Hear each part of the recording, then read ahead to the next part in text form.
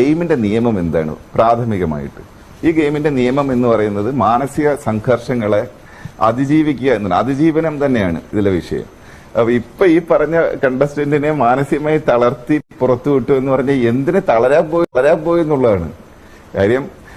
ഇപ്പം ഞാനുള്ള സീസണിലൊക്കെ എന്റെ നേർക്ക് ആകാശം ഇടിഞ്ഞ് തലയിലോട്ട് വീഴുന്ന സന്ദർഭങ്ങൾ ഉണ്ടായിട്ട് അപ്പൊ അതിനകത്ത് പിടിച്ചു നിൽക്കുക എന്നുള്ളതായിരുന്നു.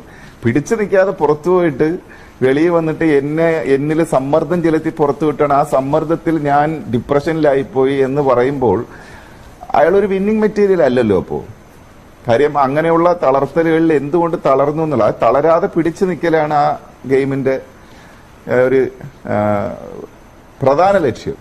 അല്ലാതെ അതിനകത്ത് കായികപരമായിട്ടുള്ള സംഭവങ്ങളോ അങ്ങനെ ഒന്നും അല്ല അവിടെ വിലയിരുത്തപ്പെടുന്നത്. നിങ്ങൾ ഈ ഇത്തരം സംവിധാനങ്ങളെ എങ്ങനെ ഇപ്പൊ അഥവാ പർപ്പസ്ഫുള്ളി